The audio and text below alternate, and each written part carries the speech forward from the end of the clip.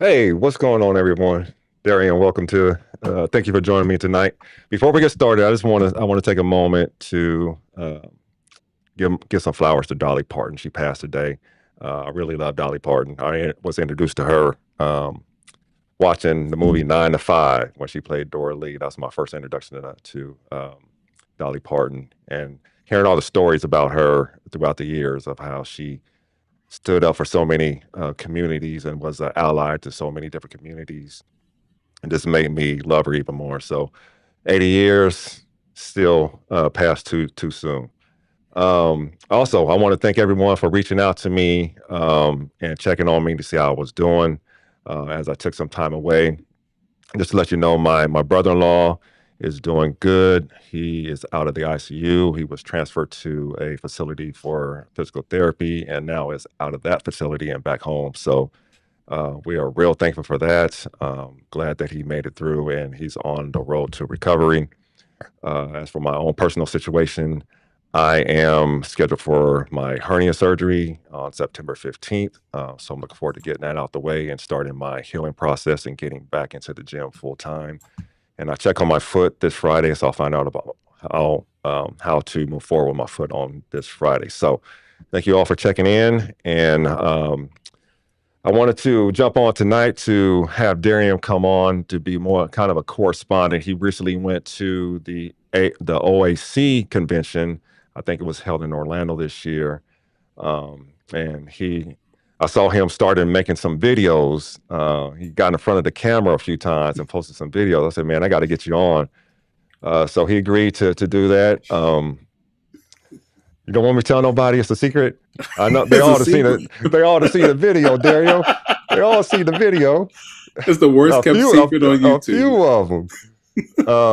So I'm happy to have you on to talk about what the OAC is, what you learned at this convention, and all of that. So if you can give a brief overview of what the OAC is. Well, if I'm going to be the roving reporter, I should have pulled out my microphone so I could say, live to you from the OAC. So let me quick story. So the OAC stands for the Obesity Action Coalition, and they annually have a convention called Your Weight Matters, and it's an opportunity for people who are living with obesity to come together to kind of congregate, to get education, to connect, to learn more, to learn different factions. And I could talk all about the education. I could talk about the networking. I can talk about how they had health fairs for people to be able to check different things. But the organization is derived of people who are really looking to advocate for people who are living with the disease of obesity. That's everything from access to care. That's everything from talking to your legislators to be able to pass laws so that people have access to care. It's about working with these pharmaceutical companies so that they can have either get more cutting edge things out there or make things more accessible by making them more affordable, about having clinical trials that include more minorities. So it's so many things that the Obesity Action Coalition is doing to try to bring awareness and also give voice to the people who are living with obesity. And living with obesity does not just mean people who are on GLP-1s or people who have bariatric surgery. These are people who may decide that they don't want any treatments, or they may say that they've tried every treatment. Every experience is acknowledged, and everybody is empowered to make a choice that benefits them and their families. Nice, nice. So I think this was your second conference, right? If I remember correctly, you went last year. Yes. So Yes. last year, the Your Weight Matters convention was held outside of Washington D.C., and they had several people who went up on Capitol Hill to talk to some of the different senators and representatives about it as well. So when I went last year, it was the first time I had heard about it, and I wanted to learn more about obesity and what it was all about. But what I came into was totally different. I was thinking that I was going to learn more about the disease, but I learned more about the community, about the people. Mm, And I was so taken aback about how connected people were that I said, okay, I got to do this again. So I decided I was going to save up and come and go on down to Orlando. nice. So what is the setup? Is it like your typical convention where you have the general sessions and then a bunch of breakout sessions? Yes. So Okay. it's normally a 3-day convention. So they had one, it was Thursday evening. Then it was Friday all day they had sessions, and Saturday they had sessions all day. And there are different types. You can go to sessions that are, you can choose your own adventure. Did you want to do advocacy for on the national level or the local level? Then on that Thursday night, they had a panel with Dr. Anya Yastreboff. They had Mike on a Mission from TikTok. They had Joe Naglowski, who is the president and CEO of the Obesity Action Coalition, and they had the then chair Nikki Massey, who they had a panel. And any other, like when you have your opening sessions for these conventions, they're telling you what it's all about, giving you the run ahead, what have they been doing over the past year, trying to get people charged up about the convention. Then on Friday it was all day sessions, and then on Saturday it was all day sessions. At night they have different mixers, like they had a costume party one night, and then they had like a formal on Saturday night. Nice, nice. So choose your own adventure. What adventure did you choose? What piqued your interest this So time around? I went in there because I'm not interested in going on the for the national stage and things like that. I want to deal with the everyday. Yeah. So my adventure was I wanted to do everyday advocacy. Well, I went in there thinking that I was going to be able to speak more towards the people who are around me.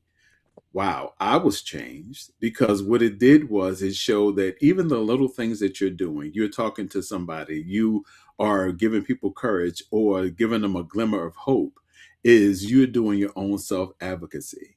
And if you're doing advocacy to give yourself power, voice, even the courage to go and just share a little bit. Now you don't have to come on, on YouTube with all these people. Yeah. You could just talk to your neighbor. You could talk to somebody who is in the doctor's office. You can talk to anybody and just share your experience. And the more you share, the more that it builds you up more so than the other person. So falling in love with yourself during this process makes me a better advocate, because if I believe in what I'm doing, if I believe that what I'm doing is fruitful, it gives me more power to be able to share it with others and maybe show that there could be hope for them if they choose to accept it. That was on the choosing the adventure that I went the first day. The second day, we went in and there were some morning sessions. What stuck out to me, they had some amazing speakers. They had one with Dr. Robin Pashby.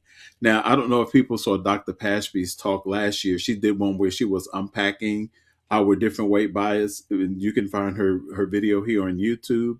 But this year she went through, and I'll give you the Cliff Notes version.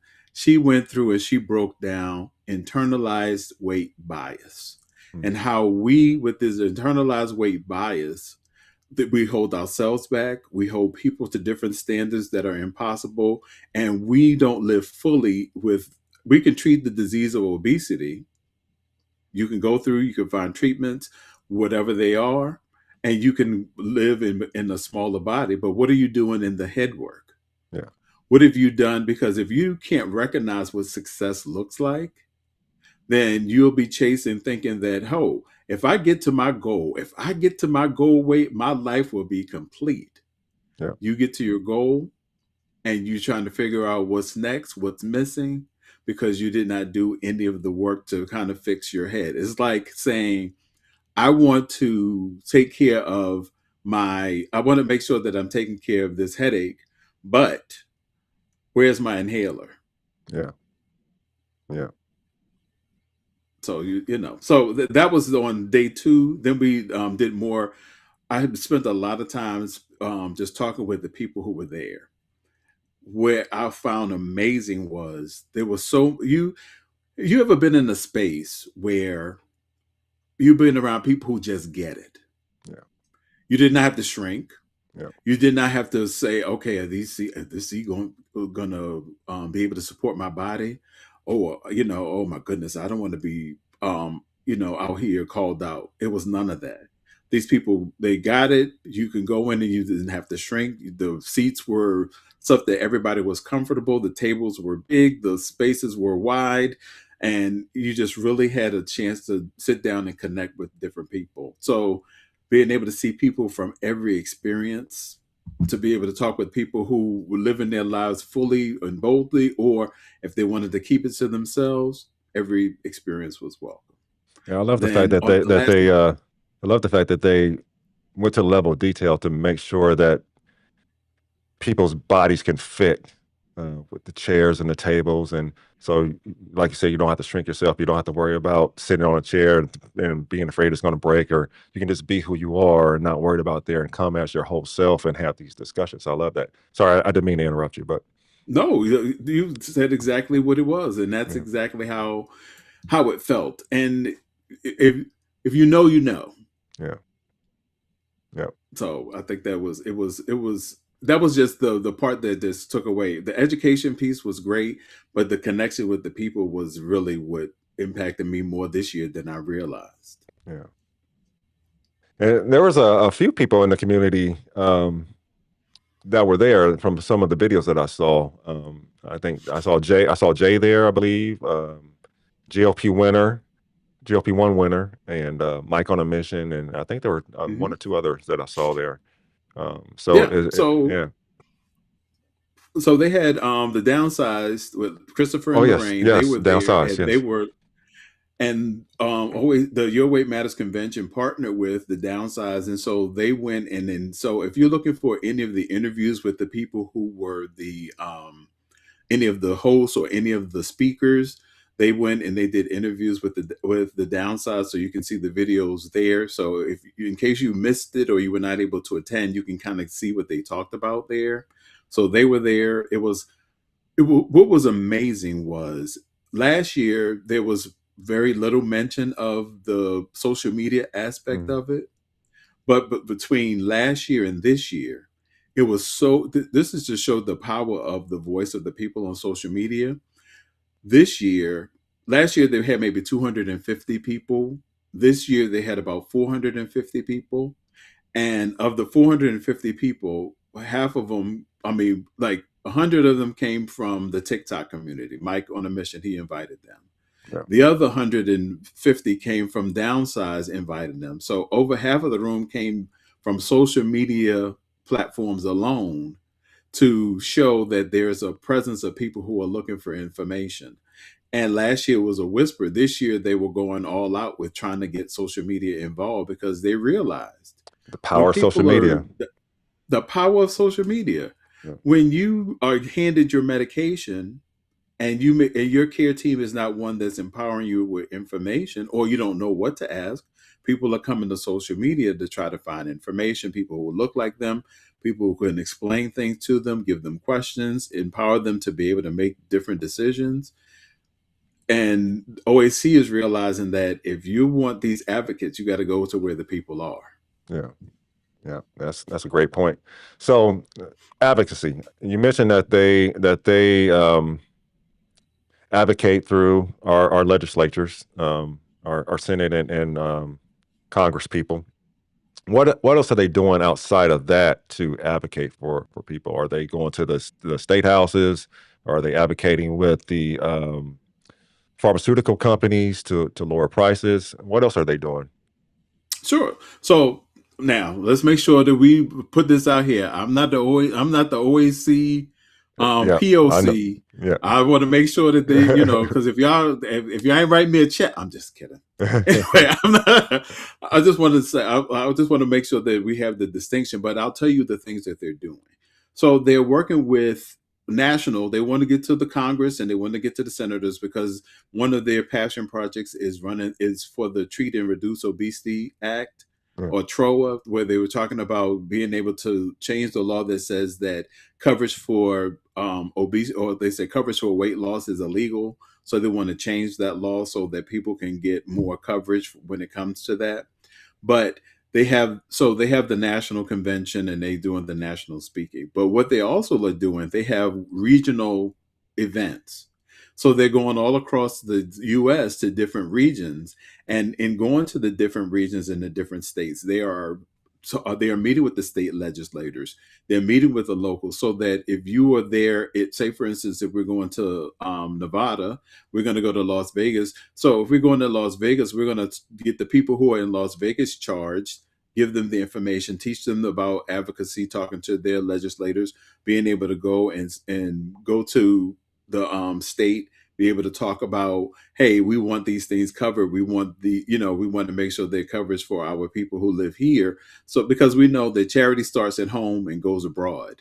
So you'll have more impact in your local community than you may have something that's national. So I know that they do regional events. So if you go to OAC, and I'll give you the link for it to put in the show notes, but people can go and they can find some of the local events. So you don't have to wait till next year. Next year in 2027 is going to be in New Orleans, but they have events that's all over the US now. So you can go to some local events, see what they're talking about, and more in a smaller scale, more intimate scale as well. Mm. Might get me out there next year. I've been wanting to go to New Orleans. Well, there you Mm. go. It'll be the time for you to make your debut. Yeah. So now, when you talk about farmer, now this is all just things that I've heard, and this is just pure conjecture, not necessarily fact. But from what I'm understanding, some of these big pharma, they are sponsors for the OAC. Now, in the sponsorships that they're having, I've heard the president and the CEO saying that they're having conversations because the pharma is coming to them and asking, how do we get these things out? Well, cost is a barrier. So they're constantly telling them that cost is a barrier. and that they need to lower the cost. They need to do more innovative ways so that people who need treatment can get treatment. What are some of the things that could be done? What are you doing in development in making sure that more access is for the different people? So I know that they're advocating for more access. I know they're advocating for lower costs and things like that. What does that look like? I don't know, but I know that they're ringing the same bell. Yeah. Get our people access because they can't afford it. These things are too high.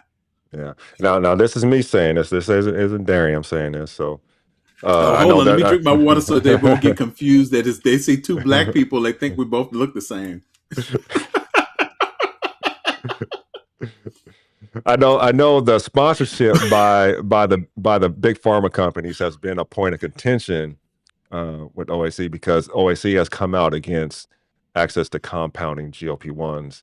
Um, I know that's been a large discussion in the community for the year plus that I've been aware of OAC and their existence. Um, I'm not asking you to speak on that, but I just wanted to point that out when we're talking about Oh, I don't. access I and mean, I don't mind speaking on it. yeah. I don't. I mean, I know that last year it. Now this is me talking. Now, if you come sue me, I ain't got no money. But this is just me talking and saying that last year it seemed like the word compound was like persona non grata. We don't talk about Bruno. Yeah, That's how it was in the last year. Now this year, I don't think there was not a anti compound conversation, but there was not a pro compound conversation. It yeah, was we know cousin Bruno is over there. yeah, We ain't gonna say much to him because Big Daddy is over here writing the checks, but we not gonna put him out. We know he over there. Hey Bruno, we ain't got nothing to say too much, but you not a cast out like last year. yeah. So I think that it was a little. I think that I don't know about their talking points. I don't know what they're saying as far as compounding because I've not heard the same scuttlebutt that we heard last year. Yeah. But I do know that there was less friction when it came to talking about compounding last year. Interesting. All right, let me ask you this. You may or may not know this. Are they doing anything in terms of advocacy for accommodations for bigger bodies, like um, access to plane seats, larger seats in restaurants, and things of that nature? I know there was a big. I know, like Southwest changed their policy last year regarding larger bodies and access to seats, and they reversed it because of the uproar. I don't know if OSC was involved in that or not. I'm not sure if So you know. I don't know if OAC is doing it on a for their national piece of it, but I do know that they have different factions because there's so many issues and there's so many subject matter experts. Mm. And I know that, for instance, they had somebody who was working with the travel policy. So, for instance, when people were traveling to the OAC this year, they sent out like a newsletter about traveling, getting access to accessibility services like wheelchair use, or if you have to a person of size clause and things like that. Mm. Now they're different. I know that Southwest, as you said, that they changed their person of size clause, and there are a few airlines that do have a person of size clause about people who are traveling in larger bodies, but nationally, I don't think so. But I know that they have people who were writing articles and doing talking things as it relates to that to the issue. Are they going to big plane or big travel about accessibilities? I don't know. I do know that when they're doing the local advocacy or the local training, they're teaching you about because I think that they have where they're speaking with providers and clinicians about using about using person first language, about making sure that your lobbies are accessible, making sure that you have some of the bariatric chairs, making sure you have chairs that are without handles, so that people who are in larger bodies, they can make sure that they have space so that they can feel comfortable, like having the something that people who don't live in larger bodies don't get, being able to have areas where if you're going to be weighed, you're not weighed in the middle of the check-in area. You have at least an area where it's private, so that when you have to step on a scale, then it's not broadcasted what your weight is. It's something that you and the nurse that you're working with can kind of keep private. Yeah. All of those types of things, and making sure that that the nurses and the doctors, they know how to touch a person with a person of size, so that they feel comfortable and confident, and not feel like they don't know how to navigate those bodies. So I know that they're doing training for locally, so that you can talk to your local doctors, because every state, every area has different laws as relates to space and what the community is going to need and look like. Now, was there any new research data that was presented that stuck out to you? No, they didn't talk a lot about the research thing, because this was more of the patient focused, more Uh-huh. so than talking to the doctors like what you would get at Obesity Week. That is mainly for the clinicians. And so, did they cover anything that's on the horizon that they're working on? No. Nothing that I saw. This was more. They didn't talk too much about they didn't talk too much about the upcoming things. Now I do know that Dr. Anya Yastroboff, the co-author for the book Enough with Oprah Winfrey, I know when she did the interview with the Downsized, she went in and she really talked about the different therapies. I think that they spent some time talking Mm-hmm. about retatrutide, but also about the clinical trials, about how people who are having access to care, knowing that there may be different things. So if people have maxed out on the current therapies, what are some of the other stacking things that they can go to their doctors with, maybe with some of the older therapies on top of some of the newer, to kind of see what can be done in that regard. And I know that they touched on the pipeline things, but not on the main stage. This was more of what was the conversation for the Downsides, because the Downsides, they do more of the news about the Yeah. cutting edge information, because Yeah. that's what the audience Yeah. wants. So, assuming that there were keynote speakers, was there any keynote speaker that stuck out to you, or anything that they said that stuck out to you? Sure. So the first one was Dr. Anya Yastroboff.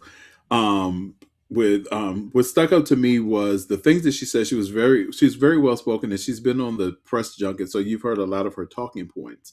But something that stuck out to me more so than at how incredibly knowledgeable she is, how incredibly compassionate she is, how much she cares for her patients, and she looks each person in their eye when having a conversation with them. But she said something that I don't think a lot of doctors admit. She said that all of the knowledge that I have gained about the disease of obesity have been from Yeah.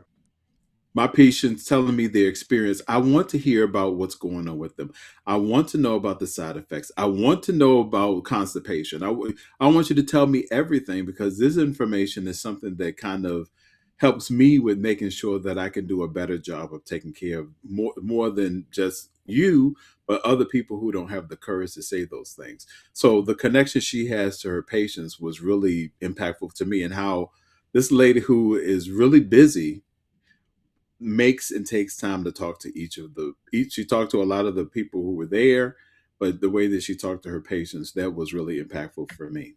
Yeah, I think that's a profound statement as well, because someone in her field who has gone through all these years of medical school, I'm assuming she's certified in obesity management, board Hmm. certified, and all the studies that are out there, and everything that she's learned about obesity is from dealing with her patients. So it's the real world lives that we're living that is informing her in the way that she cares for her patients and understands their needs and desires and wants. I think that's really deep, profound statement.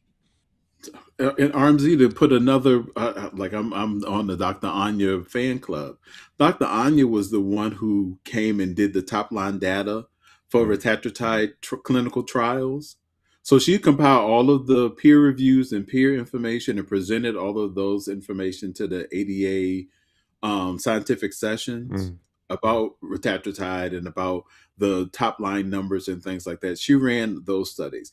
I yeah, think that she also was one of the ones who did the ones for tirzepatide as well. So she's not only dealing with the clinical trial piece of it, but also the patient experience as well, yeah. to kind of have a more well-rounded approach to what these medicines are doing, not just in development, but in implementation. Love that. Love that. So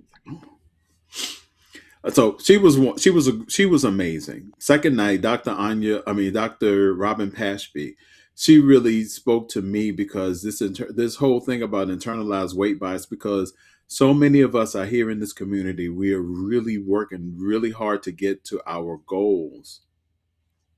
And then get into the goals, we feel like life is going to start when I get to my goal. And there's so many people who reach goal and trying to figure out what's next, or what or when you're trying to get to your goal and you're frustrated. And why I segue to talk about this whole messy middle, because why wait to start living till you get to your goal? Why not start Yeah. living now, so that Yeah. as you're getting there, building your life, then when you get to goal, your life looks a whole lot different Yeah. because you built it up as you go along. Yeah. You're already living it. Yeah. You're already living it and not waiting to live to get there.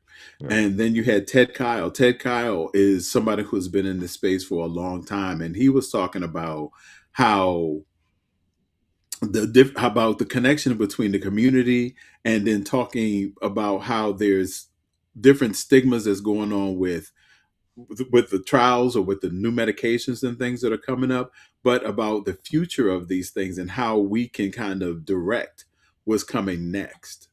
So I was like, wow, Mr. Kyle, he did a really good job with that.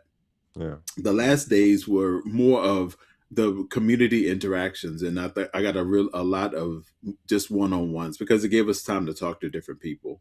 And those things, they were, to me, a lot more interesting than I'm trying to sit in for more of the keynote speakers, because I wanted to kind of connect more with the people. Some of their stories were so dynamic, or just to hear how people are navigating the world really impacted me a bit more. So I did a lot more of that.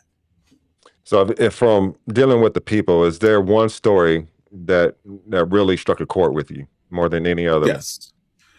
Oh, now you want me to have a revolt? They talk about my story was different than that. Okay, so what? I spent a lot of time talking to a gentleman who was in his 70s, and he was navigating obesity for the longest time, and never could catch a break. And then he all of a sudden got into finding that he went to bariatric surgery. He decided that he wanted to go through bariatric surgery. He went through with that. He got connected with social media starting at 70 years old, getting connected with social media, trying to find out about.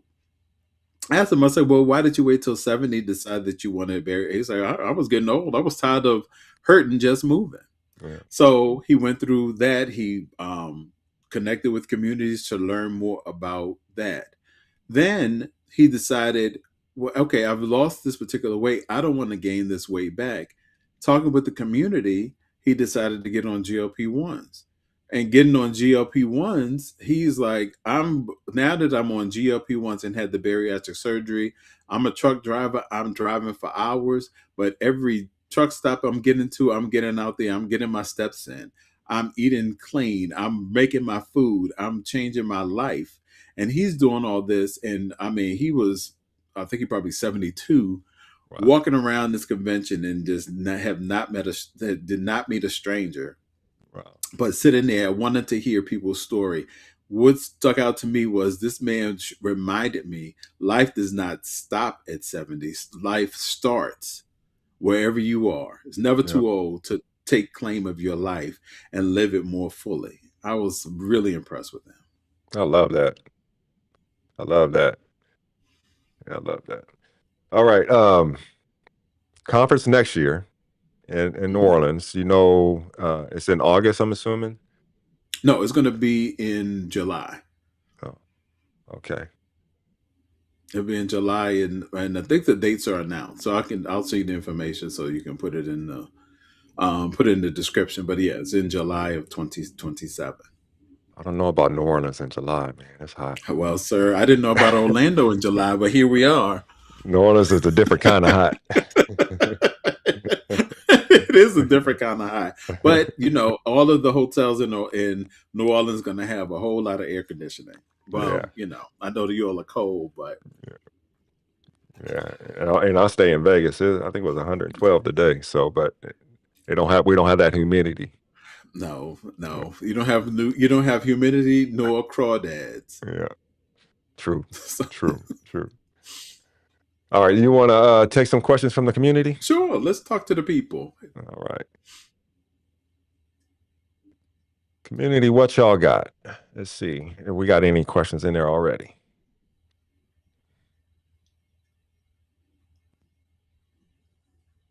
No questions yet, but I'm sure they'll come. I see But while we're Jesus waiting in for the some house. questions, while we're waiting for some questions, I also want to do a shout out to Dolly Parton. Dolly Parton to me is the embodiment of somebody who, to me, she was human the human materialization or the incarnation of an outcast, because she did everything on the outside to be as bold and as against the grain as possible, but she used her platform to speak up for the underdog, to take up for the underdog. And she did not take any mess, but she would give strangers the coat off of her back. Yeah. And I was like, this bright light that is dressed in all this glitz and glam was somebody who had more courage than a lot of people give her credit for. Yeah. So I was like, don't just look at the cover and all of that. But she didn't just talk the talk, but she put her money behind it, and she made sure she took care of so many different people. So Yeah. shout out to Dolly Parton. And she was just so authentic. I love that. I love that about her. Very authentic. And Yep.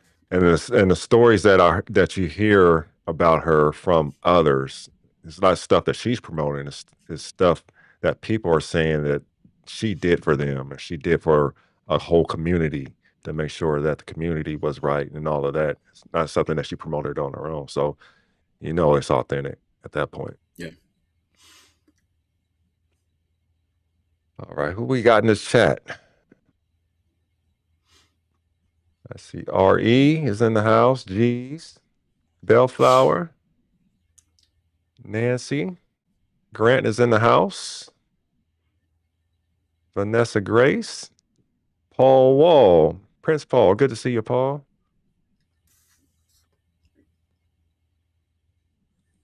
Yes, R&P Dolly. We got a question from G Money. He wants to know, Sir Darium, you say so much to support all of us. What is something we could do to help and support you? That's a good question, G Money. Wow. Grant, what can you all do to support me more than what you're already doing? I think that what was something that you all can do to support me is to be a lot more open minded about what this journey is about. I see so many of our people who are struggling to find their space because they're doing things a little bit differently.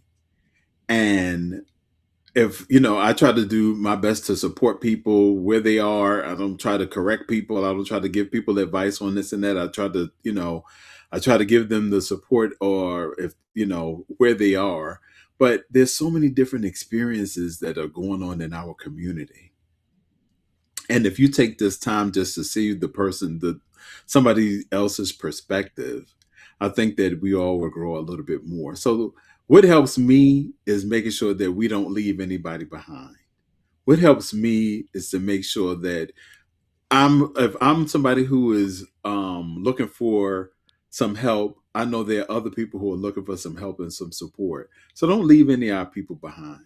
Take care of one another, love each other, and also stop being so close minded to those people who are close minded.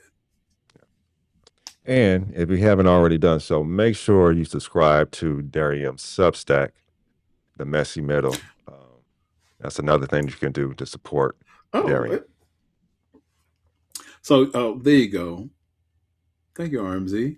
See, that's why you're the host.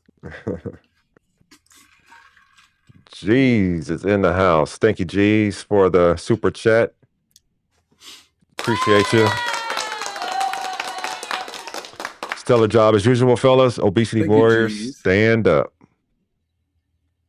All right, Nancy has a question.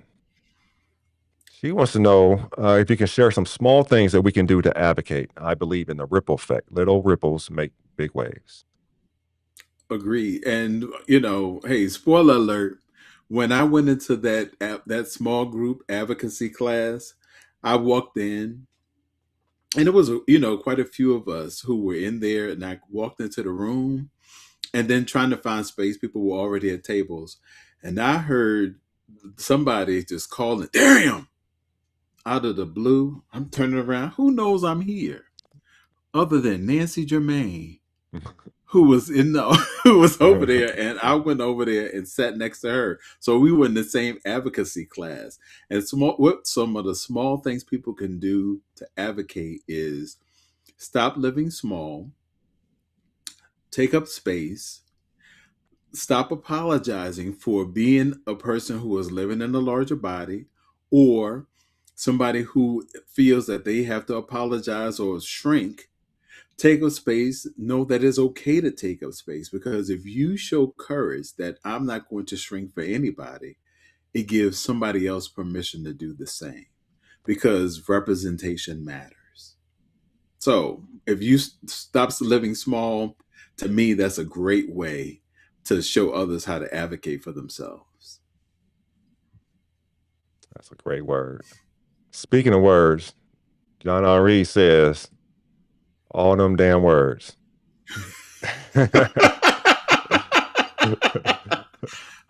Sir, go to bed. He says that comment was for Darian only. He knows he is loved. Both of y'all are loved. We got another super chat from my guy King Smith. What? Salute to The RMZ and king it's is in the Darian. house. The real king is in the house. Yes. Thanks for dropping through, King. Good to see you. Thank you for the super chat as well. And Nancy says, talk to my dentist into getting an exam chair supported up to 900 pounds. Many people quit going to the dentist because they didn't fit in the chair. I don't want credit for this. Just want to help. That's awesome, Nancy. That's awesome. Oh, I love that. I love that. See, those are the things that you may not ever benefit from your advocacy, but that person who's coming in there, who would be the first person that be able to sit in this chair that could support their weight, would never know that Nancy was the one who told them. But what quality of life improvement will they have had that she had the courage to speak up about it? That she told the powers that be, hey, do a different thing. You talk about a ripple effect. Yeah. That's it in real time. Yeah. Yeah. Love that. All right. Is there any more questions from the community? I think you just did such a great job that they didn't have any questions. Hey, that's what I go to all the time. And that may not be true, but I'm gonna ride with that. I'm with you until unless they tell you something different. Yeah.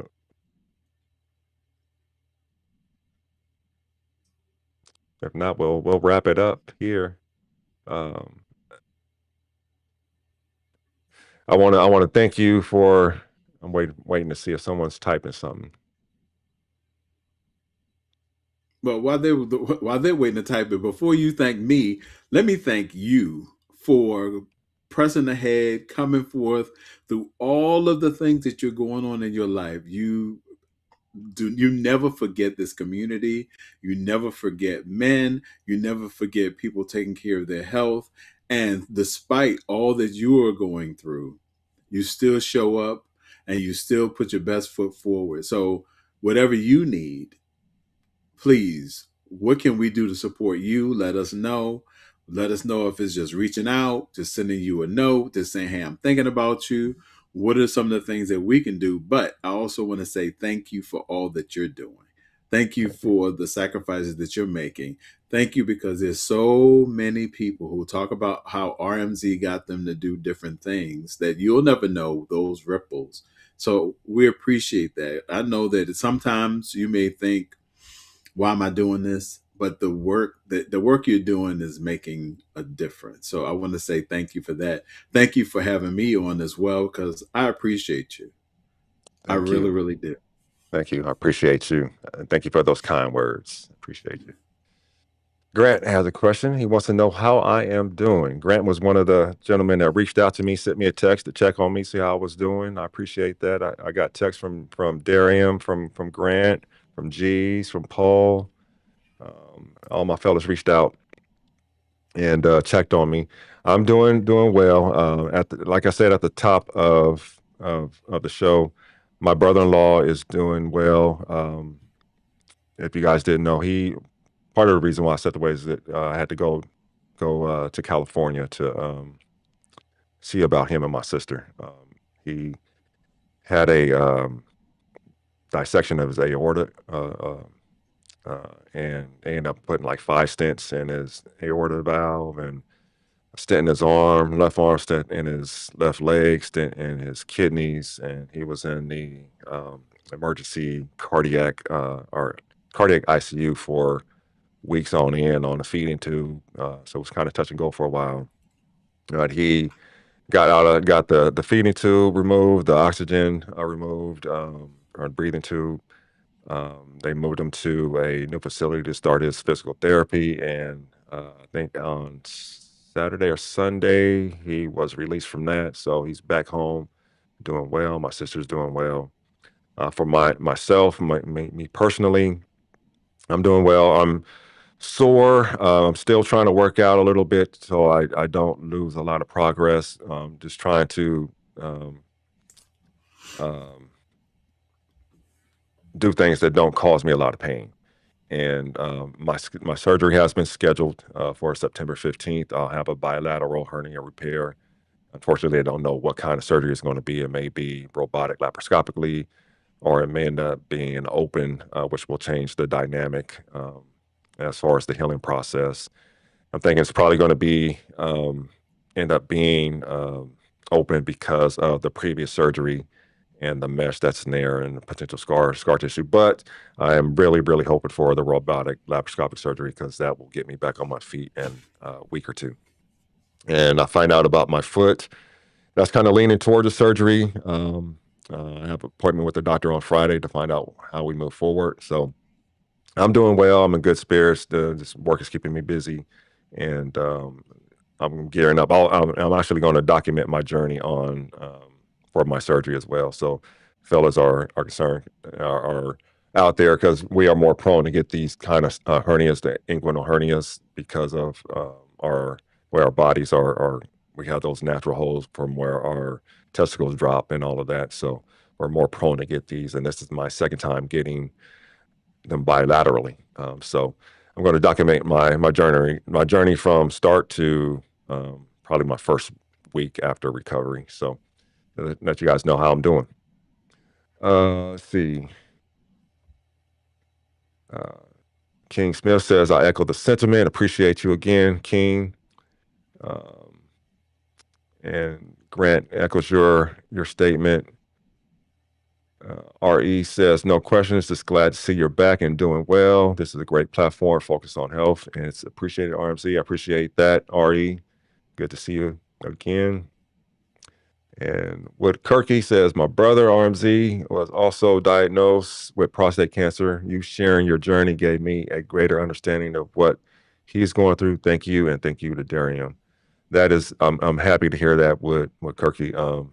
I I get random DMs from wives, from daughters, and from some men asking about my prostate cancer journey. They want information and insight, and I'm glad that I can kind of alleviate some of their concerns and tell them about my experience. So uh, I'm glad that I can educate people on that. So I'm glad to hear that. Um, And Nancy says, how long before you can work out again afterwards? Nancy, that depends on the surgery type. He says that if it's completely robotic surgery, I can work out in a week, no restrictions. I probably won't do it in a week, but that's what the doctor says. But if it's open surgery, it will be at least 4 to 6 weeks, if not longer, before restrictions will be lifted. So I'm hoping for the robotic surgery, of course. But then again, if I have this foot surgery around the same time, I'll be in a boot for 4 to 6 weeks anyway. So it'll probably be a moot point. So um, the healing process will be a lot easier on the robotic surgery. So I'm hoping for that. And we got another super chat from the real MVP. Thank you. Appreciate you, real MVP. Great talk tonight. Always wonderful to see you both. Thank you. And John Henry wants to know what I am doing mentally for daily and weekly for my mental health. What I am doing is um, taking time for myself. I'm kind of been off of social media other than scrolling for political news. Always not the best thing to do for mental health, but I'm a political news junkie. So I love that. And then football season is gearing up, so I've been following a lot of that. Looking forward for my USC Trojans kicking off this weekend, along with my PSU Vikings. And other than that, going to the gym, less than what I was doing before, but just going to get that stress out of my system, walking and doing all of that, doing some lifting, and other than that, just kicking it around the house, not doing much. I'm looking forward to my grandson's coming down Labor Day weekend, so looking forward to that. My wife and I are going to go see the Usher Chris Brown concert, so looking forward to that. So just living and trying to get all this stuff done before the surgery. So good question there, John O'Marie. Yeah, no, and those boots are not fun. I've never been in a boot, but I've seen people with them. My wife had one actually, so um, it'll be a whole lot better than dealing with the inflammation that I have in my foot. I can actually feel the bone on the bottom of my foot peeking through. I was telling Darium that earlier before we started. So um, it's looking like it's going towards surgery on that end. So I'm expecting that, but I want to get that done. So one thing I like to really love to do is walk, and being able to walk without pain will be great. So that's where I am. So I appreciate you all asking those questions and reaching out to me, either through a comment, a DM, or a text message to check on me to see how I'm doing. I really haven't gone anywhere. I'm just kind of took a step back to get my mental right and get prepared for what's ahead. Real concerned about my brother-in-law and my sister, so I'm glad that they're doing well, and I'll keep you guys abreast of how things are going for me. I think I do my pre-surgery work on the 10th, and my surgery is on the 15th. So I'll bring you guys along for that journey and let you guys know how I'm doing. So look forward to that. So you'll have to take a look at Grant. Grant has his story up where he had some surgery on his foot where he had to have a bone at one of his he had the bone in one of his feet removed, and so he had to wear a boot for a while. So he has his recovery story on this page as well. So I'll have to check he that out. knows when he says he knows what the boots are. He knows. Yeah, I'm gonna have to check. I'm gonna have to check that out. I'll have to find that. It sounds like we may be having the same surgery because they're either going to move the bone or remove the bone. It's an extra bone growth. Um, so sounds like it's the same thing, just on the surface. Yeah, and I will take it easy there, Bellflower. Everyone have a good night. Thank you again, Darian, for joining me tonight to talk about the OAC. When you mentioned that you were going on your messy middle Substack, I was interested to hear what you thought about it and what you were going to bring back to the community. And advocacy is the biggest thing that you can see right now because you hopped in front of those cameras and start posting content. So I said, I really got to get him on. He's posting Oh, videos now, shorts and posting on TikTok, and I got to get him on now. So I appreciate you coming on and educating us all. You actually got me excited to go next year, so hopefully I can make arrangements to get there and join you at that conference and hook up for a good time for a few good days and have some of that good New Orleans food and maybe um, um, BB can show us around. All right, so you got to call out the VV. Yeah. All right, everyone. Thank you again for joining us tonight. And I'll be back in the mix soon. Thank you again. Everyone have a good night.